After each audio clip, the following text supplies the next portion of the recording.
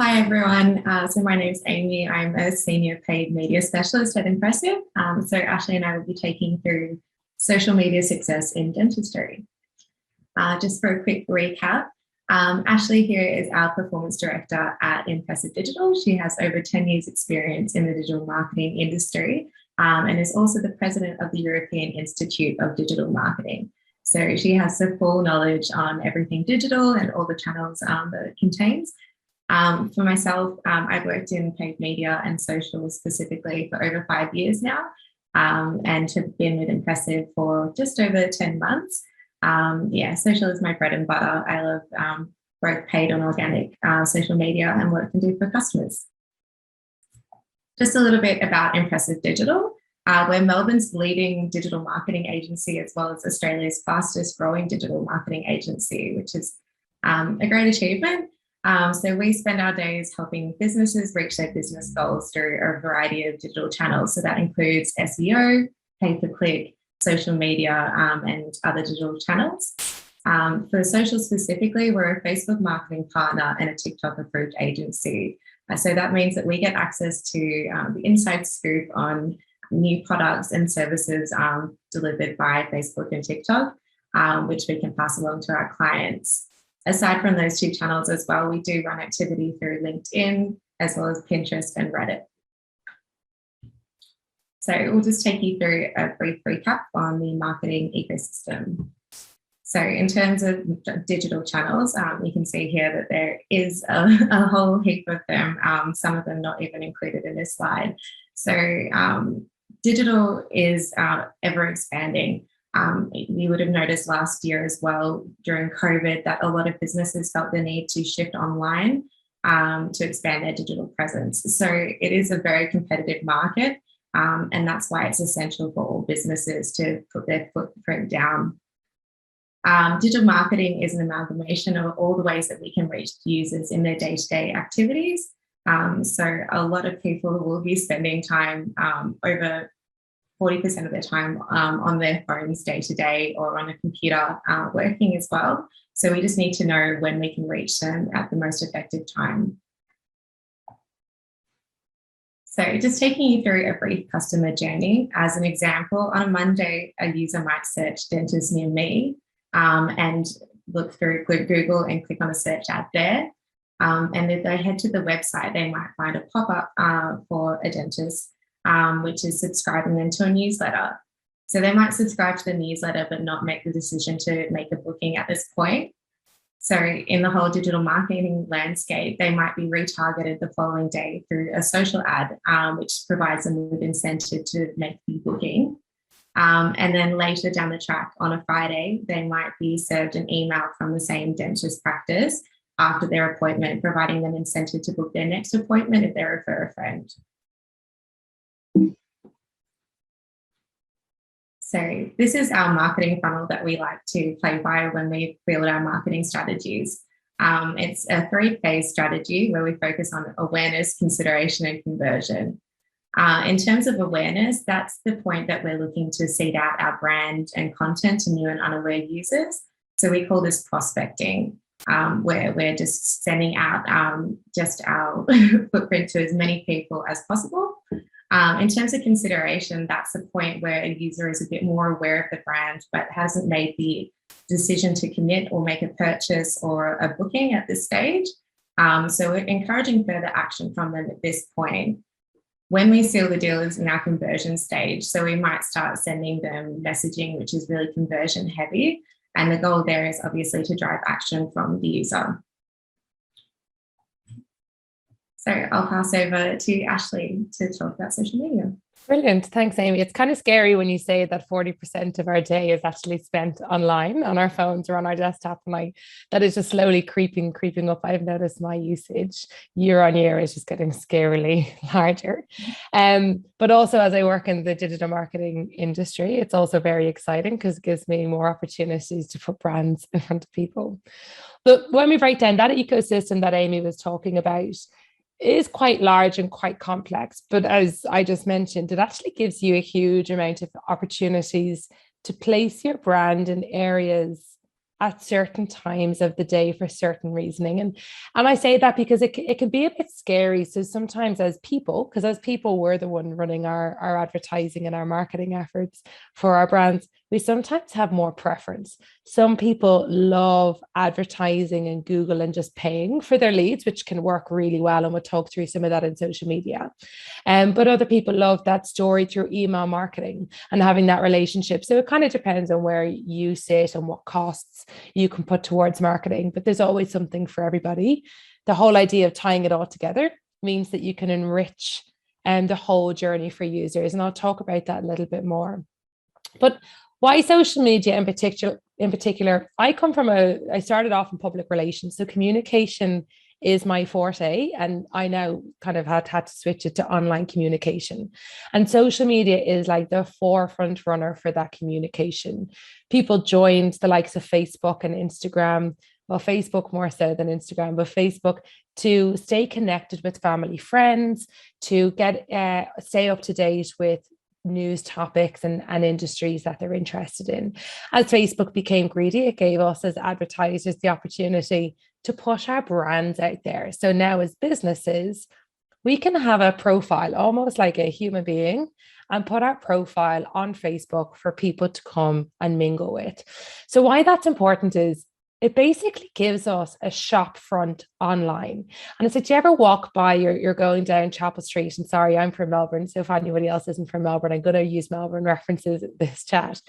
But if you're going down Chapel Street and you pass by a retail store and you like what's in the window, you're likely to go in and have a deeper look of what kind of, maybe it's a fashion store, and have a look what type of clothes they offer, what kind of type of materials they use, and what their staff is like. But especially in the world of dentistry, it's very rare people are just going to go into your practice and just scope you out. It doesn't really happen. So which is why social media is actually going to be really, really crucial for you to be aware of. This is the type of engagement that you need to be thinking of. Why do you even have a profile? It's a shop front. It gives people a little bit of navigation to see, like, what are your staff like? What kind of services do you offer? How would I even engage with you? So that's why it's social media. It gives us that chance for people to engage with us. And when, Amy, I might get you to go on to the other slide, is these are different things that we're going to be talking about, but for social media and dentistry. But like, one thing, easily communicate your unique selling points. Dentistry, everybody needs a dentist. The problem is there are a lot of dentists out there. And when I have a look, there's 388 people on this particular webinar. I know that over 2,000. The industry is competitive. So like, how are you going to communicate what makes you different? Because everybody is different. You offer the same services, but you resonate with some type of audiences more so than another practice. And that's how everybody succeeds in the industry and really builds up their branding. So social media is great for putting out what makes you special in front of a lot of people. You can obviously put in your offers and promotions to get people through the door, but also display your awards or acknowledge your staff as well in a public matter that you want to make it a bit of a difference.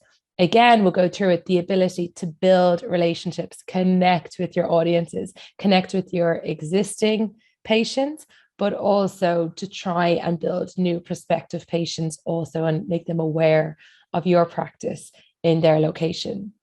Again, as I said, I think this is the biggest thing for dentists in particular, is create that environment, to create that profile for people to understand what you're like before they even step into their practice. That's fascinating when you actually break it down like that, because there is such a barrier to entry.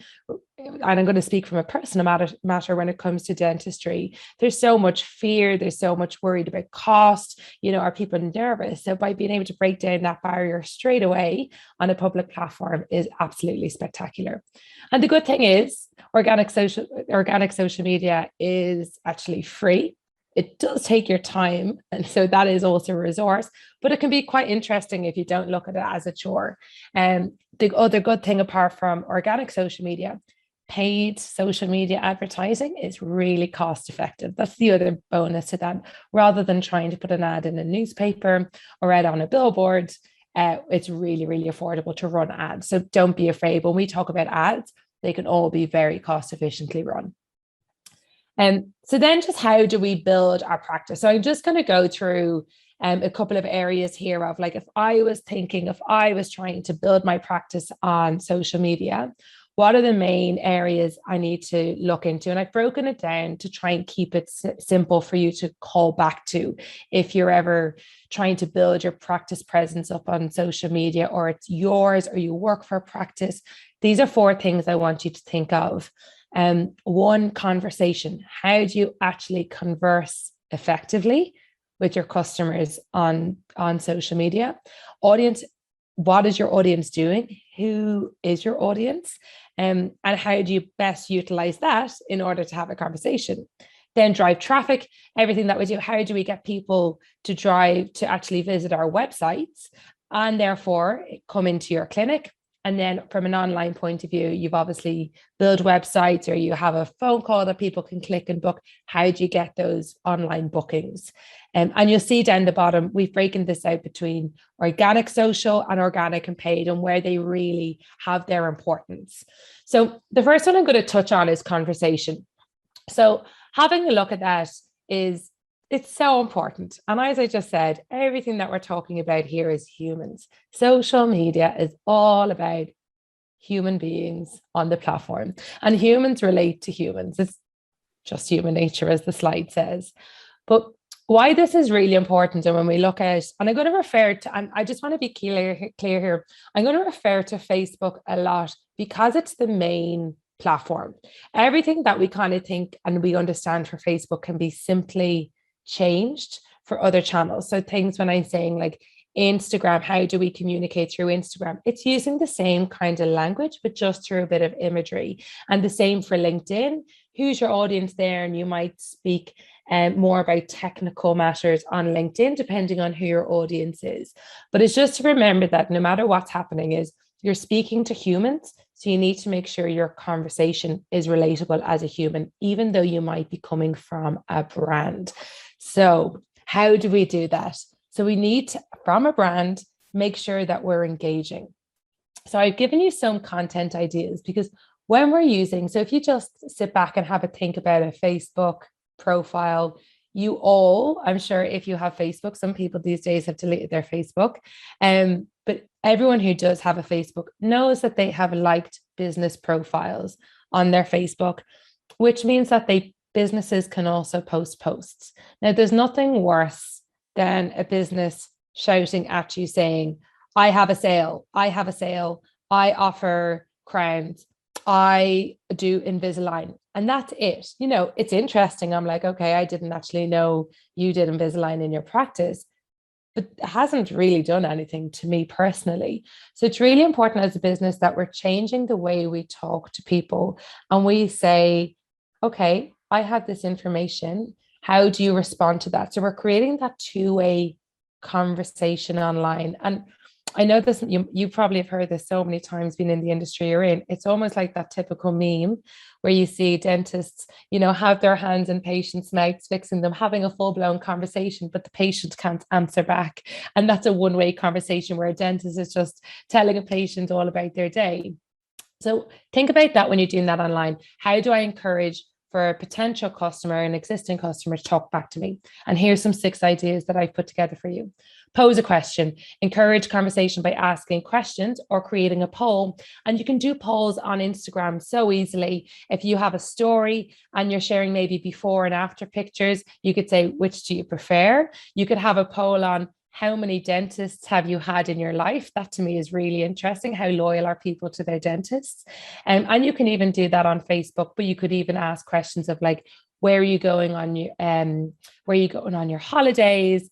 And so on and so forth. And the reason why we want this engagement, and I want to just highlight this here, is the more people that react on your posts or comment on your posts, the more likely Facebook is going to say, oh, this post must be interesting. Let me show it to other people.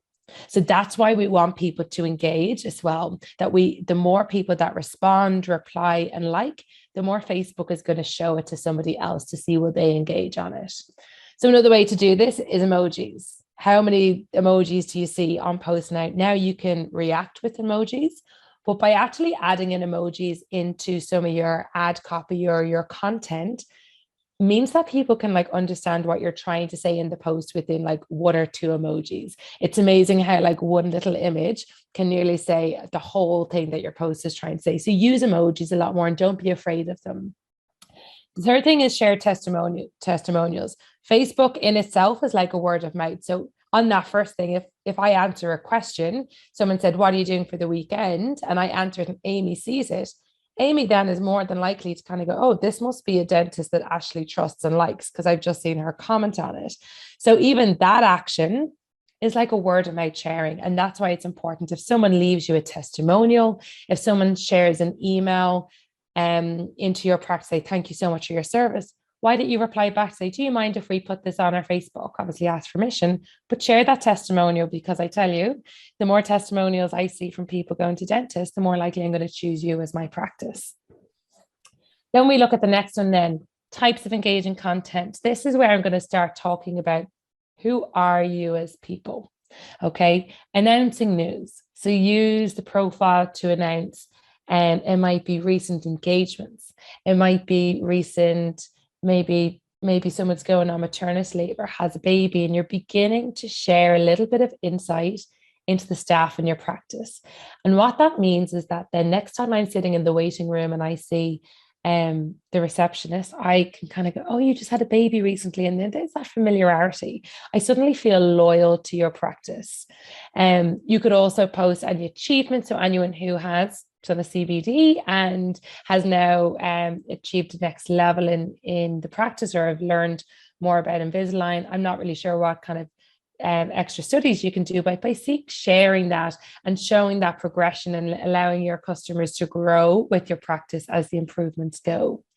Holidays, really big one. You know, there's those cheesy holidays like Dentist Day or Happy Smiles Day, but they work a charm online. There's always a trend about them. Follow them, get on it. It's lighthearted. It just breaks up barriers to that dentistry. But also if it's a national holiday, create that conversation. What are you doing to celebrate? I'm sure as you do already on Halloween, you know, referring Halloween, referring sugary sweets and getting your checkup afterwards and so on and so forth. So just bearing in mind those kind of content ideas that you could be using. But last but not least is actually really important, which is why I've kind of shared that meme on the right-hand side, is depending on your personality and depending on the way you want to represent your brand, is take your dentist cap off for a little minute and share something funny. Let people know what your sense of humor is. So this one, like, I need to see a dentist, one of my canines getting loose. I actually laughed at that today. I don't know why, because my dog looks like the one in the shark's mouth. But that's something that would give me a little giggle, and probably not something that I'd consider a thing to say from my dental practice all the time. Now, I also want to caveat this in, you'll probably relate to me when you ever see there's some business profiles that overshare the cheesiness and overshare the corniness and overshare the personal bit. There is a barrier where, like, you need to, there's kind of always that 80-20 rule. I break it down to about 60-40 now. Go 60% of what you do and 40% of your personality. That's the way I'd be breaking it down. But don't overdo it and kind of go 80%. We have a laugh all the time with the dentists in our practice and don't do any work. So it's just to bear that in mind, is how often a week are you posting about certain topics? And then moving on to that, then this is where, and the importance of building your personal brand. And this is just a small idea, and I've already referred to it quite a bit, is earning trust is going to be so crucial. And the only way you can actually really earn trust is going back to that human element, going back to the people behind the brand. You know, and I know it sounds silly, but you know, you have a look at the likes of Coca-Cola and you have a look at the likes of Nike out there. They're a massive, massive brand. People are very loyal to them. But could you say you trust them as a brand? And I think that's always quite an interesting question. I don't know if I could fully say I trust the brand. I'm loyal to the brand because they're big and they've never really made a massive mistake that I'm aware of. But I don't trust it because I don't know the people behind it. And I think that's quite an interesting thing, is in order to gain trust from people, put yourself out there, put your employees out there if you can, put yourself out there, share live videos, be a real person on your Facebook page behind the brand.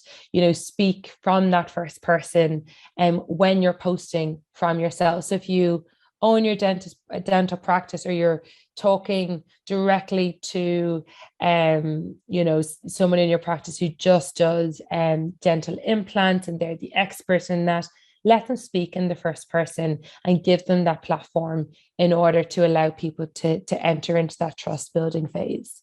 The second thing is be yourself. And this is where I just spoke about there, in that kind of entertainment and that fun experience. But how do you do that without being too cheesy and memes all the time is capturing those candid photos. And the most important thing I want to highlight with social media here and allowing it to be accessible is you don't need professional photographers. It is literally just your iPhone, everything. Anytime we're scrolling on social media, whether it be Instagram, TikTok, Facebook, most of it actually is our own photos that we're sharing with our family and friends and to our public audience. So people will expect to see the same. Just get your phone out and start using it. That's the biggest call out here in order for showing those behind the scene imagery. So these are just all little tools that I'm kind of giving you in order to start building up your strategy. Third and not least, which is the most important, is that be engaged. So I've just said there was about 6 examples prior to these slides where it was like, use your emojis, ask your questions, use your polls. So the last point is, if you're actually asking for that conversation and you're asking for people to be engaged with you, it's really important that you respond back. Now, you're not going to stay on your phone all the time to respond back straight away, but I would say just get in a good habit and every now and again, just pop a few likes. If someone's taken the effort and said, yes, do you know what, Mary, I am going away with my kids this holiday break. So looking forward to it. You've just remembered that Mary has kids, or whoever just responded to it. And, by you responding, they now have an extra loyalty to them. And what you can actually do on a step further, and I would raise this as being like, this is how you can enrich your relationship with people, but don't push the boundaries, is if you haven't seen that client in a while, but they've engaged in that message, you can clearly click head to a direct message. You can click message back to pass their name and say, it's been a really long time since we saw you. How are things keeping? And you just get to build that relationship. And then all of a sudden, it might be that chance to get them to book an appointment. Now, that's obviously going down the road of, if you've got plenty of time in your hands and you feel that they might be a client that might be worth getting back into the practice. But they're just different tips and tricks that you can do from a personal point of view. And obviously, you're not going to reply as the dent. If you're messaging someone directly, always put the first person on it. Hi, it's Ashley here. It's been a while. How's things? Hope you're well. Hope you kept well during COVID. And you could just have simple touches like that to be that personal brand with people. Then when we look at the business branding, so just taking that to a step further, is how do we strengthen our business brand? So we've got all these personal touches. So when you're thinking of that shop front, you've got the staff behind the counter, you've got your quirky store materials and point of sale around the store. Then how do we build that brand? So the business, how do we get our business to kind of be a leader in the industry? Is one, be heard. So this is where you're really, as a brand, also voicing your thought leadership on your public profile.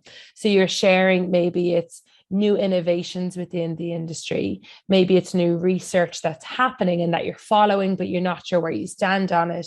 And then it could be also, your courses and just talking about things that you're doing from a business point of view. And that's going to be really important for you, just to have that next level and make sure that people know that you're quite experienced in what you do and that you have a stance. Be strategic is a really important point. So I'm throwing loads of different things at you here by saying, be heard, and, use all these different content tools to be engaged. But for every post that you put up, or for every week of planning that you do, and for every ad that you put out there, you need to stop and think to say, what's the purpose of this? Is this just me being like messaging Mary? Is this me just being nice? Or am I actually going to build a relationship here? Am I going to drive people into my practice? And is this hitting my goals? So just bear that in mind. You need to be strategic.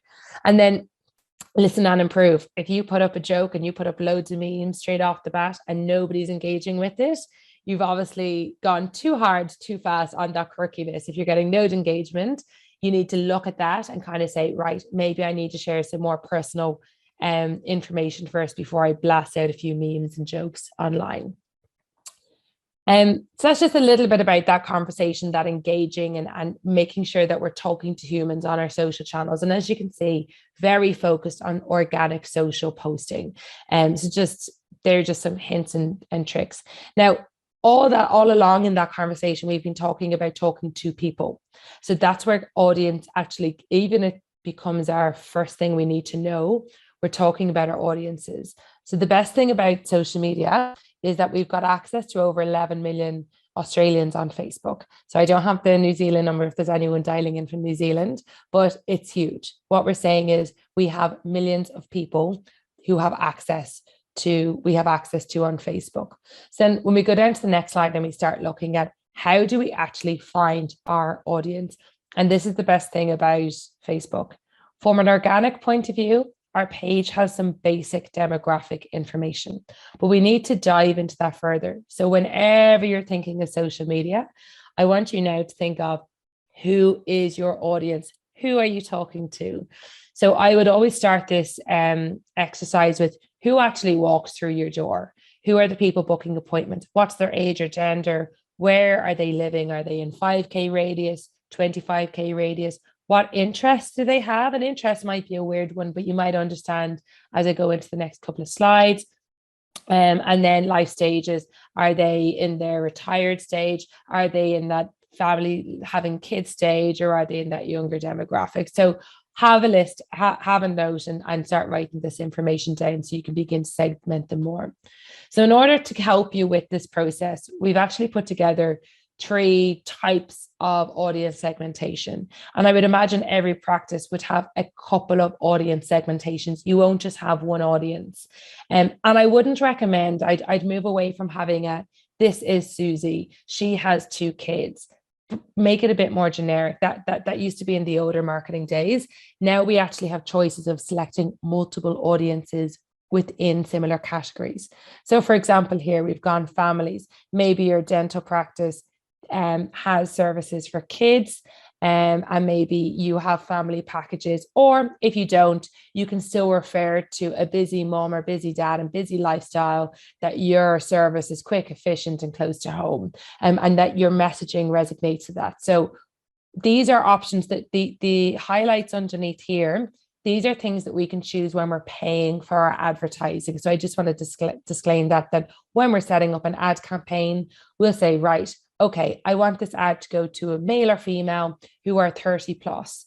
And these people are most likely to live close to home because they live busy lives. So maybe, we might keep the kilometer radius to between 5 and 10K. You can even go smaller if you wanted. Interests are motherhood, parenting, and family, and life stages. They have parents with children of a certain age. So you can see here, very targeted families, mothers, fathers. And you can begin to communicate to them. Professionals, what kind of services are professionals looking for? Maybe it's people who are looking for dental practices near their office locations. And you can see here the different interests and geographic locations there. And then you have a separate one for cosmetic dentistry. Maybe it's professionals and families, but they have different interests. They're interested in health, beauty, cosmetics, Invisalign. Life stages, interesting one here is newly engaged. So many cosmetic dentistry happens for newly engaged people planning for the wedding. As these are just some ideas of audiences. Now, once we have our audiences, we take it to the next level, because now we need to know what to say to these people.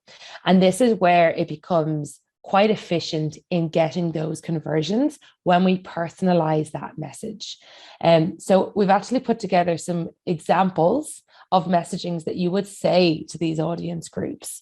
So again, families, bulk billed family dental. Our friendly team of dentists know how daunting a trip to the dentist can be for your little one. So we make sure to make dental fun and interactive. Book now and relax with Impressive Dental. As you can see, we're Impressive Digital. So I won't lie, I'll give Amy all the credit that we have now renamed ourselves as Impressive Dental for the sake of this lecture. But again, often then you've got your professionals who aren't as loyal. They're looking for a dentist clinic near their office.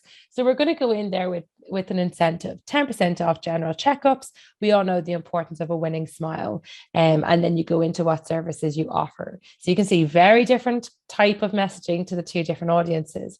Cosmetic, feeling insecure about your smile. Impressive Dental Group offers affordable and effective cosmetic dentistry to improve the aesthetics of your teeth. We even offer interest repayment plans so you can smile in confidence with no time.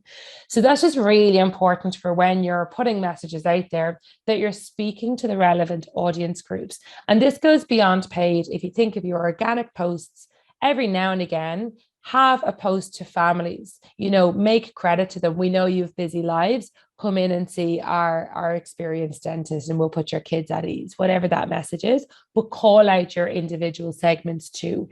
It will convert better. I would tell you that much. Great. And I might pass over to Amy then. Thanks for navigating those slides. No worries. So I'll just be speaking through driving traffic, and that is driving traffic through to the website, which in turn, as Ashley mentioned, is going to be driving people through your door, hopefully. So this applies to both organic and paid social.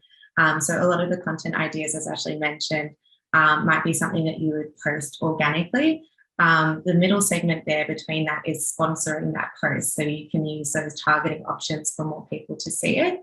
And then we have a full paid social strategy, which is where we utilize different types of ad formats to send out our content. So I'll just lead you back to that marketing funnel, which I took you through at the start. In terms of driving traffic, this would be some activity that we would be more likely to see at the awareness stage. So in our traffic drivers, we would be engaging with people that aren't really aware of the brand or the practice, with the goal of getting them to convert and click through to the website. So a sample of a traffic ad for Impressive Dental there on the right. What we're getting users to do is be educated about our brand and our offering, and we're encouraging them to take further action by swiping up, clicking through, or contacting us through a phone number as well.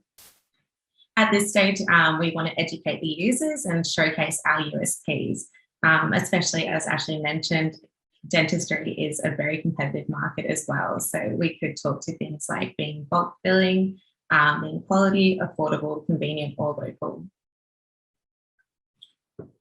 It's no use sending people through to a website if the website doesn't convert, or if the website doesn't speak to your whole digital activity that you're running. So we need to customize our messaging to our target audience just to make sure that we're ensuring the landing page that we're sending traffic to meets the expectation of the users. So for example, if we're writing a post about Invisalign and we send users through to the website and there's no Invisalign content available, it leads to a bit of confusion. So if we wish to get more inquiries from potential Invisalign customers, we need to ensure that we have a contact us form that speaks directly to Invisalign with a CTA on the landing page. So now I'll take you through some more conversion-based ad formats. So the goal there being to increase online bookings. So back to that marketing funnel, this activity would fall into the conversion stage where we're trying to seal the deal. So one variation that we have is web conversion ads. So similar to traffic ads, we're sending people through to the website, but with Facebook's algorithm and its learning, we're able to find users that are more likely to take action of completing registration or contact us forms on the website. So we can go further here by utilizing incentives to encourage conversion. So if you had free consultations or discounts, as well as referral bonuses or payment plans, now is a good time to speak to them. There's also another format called lead generation ads, which you may have seen. So lead generation ads look similar to the mock-up on the right there. When you click through, it opens up a form where a user can fill out their details. But this form is housed in the platform, so users don't have to click through to the website to give their contact details across. We generally find that lead generation ads can have a lower cost per lead than conversion ads because a lot of users, as they scroll about their Facebook activity, are actually keen to stay on the platform rather than going off to another website. So they're quick and simple. They're quite easy to fill out. A lot of the time, Facebook will actually auto-generate people's data into it when they click next. So they are pre-populated. And the form can be customizable. So you can even have a section where our user can choose a date and book a time for an appointment as well. If you have a CRM or online customer retention management system or booking form, you can connect these lead gen forms so they file in directly into your customer database. Lastly is just messaging ads. So these ones have the same intent as lead generation ads, as we're keeping users within the platform. However, instead of prompting users to contact us via the form, we're just asking them to send a message. So this is a more casual format of contacting customers. So rest assured, even though we're encouraging them to send a message, it doesn't mean that you have to be on your phone day and night waiting for a message to come through to respond to. You can actually set up an automated response. So whenever someone messages you, it'll have an automated response similar to, thanks for your message, we're excited to help you with your query, drop your number, and we'll be in contact with you soon. So it's just, as I mentioned, a more casual way of starting that first conversation with customers. And you can take their details from there and feed that into your CRM. So I'll just pass back to Ashley to summarize. Great, thanks, Amy. So look, just to recap on what we've done, because we've actually squished a lot of social media into a very short amount of time. And I think anyone that works on the platform, and the reason why I spend a lot of time on the organic conversations is to make sure that you are having that two-way conversation. But once you get that idea of audience segmentation and messaging, those ads that Amy just referred to, if you can get that ad copy correct to the right people, you're on to a winner. It's amazing the difference of having good ad copy to the right audience can have such a big asset and success in reaching your goals. So one, conversation, encourage engagement, and use your channels to actually connect your audience. Speaking of audience, you need to segment and figure out who are you talking to and how are you going to talk to them. So customizing your messages. Drive traffic. The reason why it's important to drive traffic is when somebody lands on your website, that data is tracked. And when you can track that data, you can begin to retarget them later in a later stage.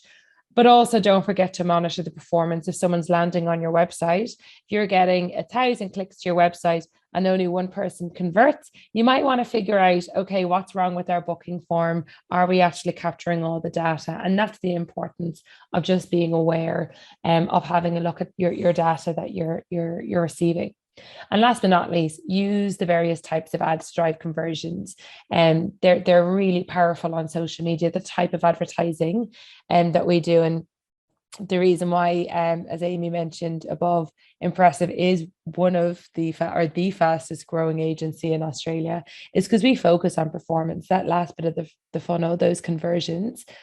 There's so much success that you can have by using the right ad at the right time in the customer journey. And so make sure you look into that and dig into it a bit deeper if you wanted to try and open those conversions. And so we just want to say a big Impressive thank you. Obviously, we do work full time in the digital industry, and we're very grateful to work for Impressive Digital Agency. And if anybody does need any further support, I have left our contact details on the next slide for you to take away. Me and Amy did this lecture because we're passionate about our industry, and we love when businesses, it's not as if we go to uni and you study dental and they teach you digital marketing and how to grow your business. I think that's such a shame that we probably don't. Well, when I went to uni, didn't get electives like digital marketing or get ideas of how to actually grow your business. So if there's anything that we can do, or if anyone does need further support, please reach out. Our email addresses are there. But don't be afraid of social is probably the last piece of advice that I will give you. And I also said to Danielle that we were happy to share this presentation with you because we've left after this just a few. There's probably about 5 or 6 slides that actually go into like images, how to best use it, images, how to use video, and some tools and tricks of like free online creative design tools that's easy to use, video editing tools and planning tools, and just things like that that people don't really show you. So if you do get this deck, do scroll down to the last couple of slides that will show you some of those free resources that we've provided as well.